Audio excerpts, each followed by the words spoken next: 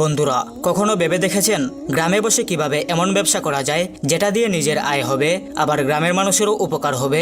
আমাদের চারপাশে অনেকেই শহরের দিকে ছুটছে চাকরির খুঁজে, কিন্তু গ্রামের ভেতরেই আছে অসংখ্য সম্ভাবনা। আজ আমি আপনাদের সাথে এমন 3টি নতুন ব্যবসার আইডিয়া শেয়ার করব যা খুব সহজেই গ্রামে শুরু করা যায় এবং সত্যি মানুষের কাজে আসে। ভিডিওটা শেষ পর্যন্ত দেখুন, কারণ ভিডিওর শেষে আমি আপনাদেরকে বলবো কোন ব্যবসাটা আপনার জন্য সবচেয়ে বেশি উপযুক্ত হতে পারে। প্রথমে যে ব্যবসাটি নিয়ে আলোচনা করব সেটি হয়তোবা আপনার এলাকায় এখনো কেউ শুরুই করেনি। আপনি হতে পারেন প্রথম উদ্যোক্তা। প্রথমে আপনাকে আপনার গ্রাম অথবা আশেপাশের গ্রাম থেকে ধান, গম, ভুট্টা ইত্যাদি কালেক্ট করতে হবে। আপনি হয়তো ভাবছেন এগুলো দিয়ে কি হবে। দেখুন, একটু বুদ্ধি ব্যবহার করলেই এগুলো দিয়ে আপনার নিজের নামে একটি ব্র্যান্ড তৈরি করা সম্ভব। সেটি কিভাবে, আসুন বলছি।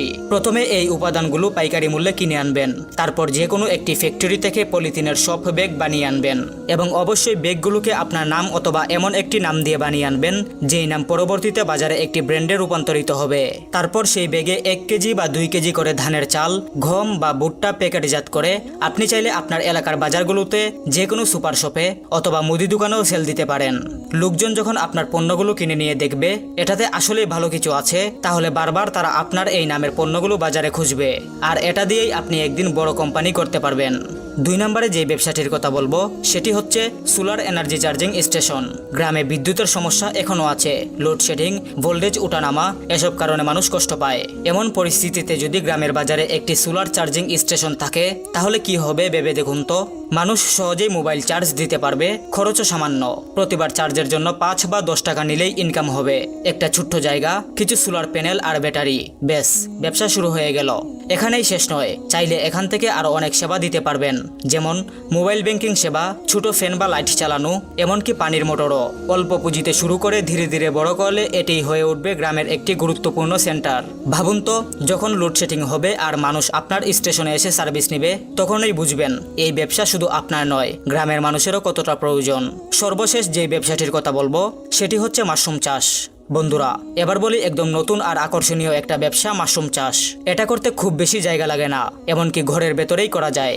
ধানের খড়, কাঠের গুঁড়ো বা অন্যান্য কৃষি বর্জ্য দিয়েই মাশরুম উৎপাদন করা সম্ভব, তাই এটা পরিবেশ বান্ধবও বটে। সবচেয়ে বড় কথা হলো মাশরুমের দাম বাজারে অনেক ভালো। শহরের হোটেলে, রেস্টুরেন্টে অথবা সুপার শপে এর চাহিদা দিন দিন বাড়ছে। প্রতি কেজি মাশরুম অনেক সময় 400 থেকে 500 টাকা পর্যন্ত বিক্রি হয়। অল্প মূলধনে শুরু করে আপনি চাইলে কয়েক মাসের মধ্যে লাভবান হতে পারেন।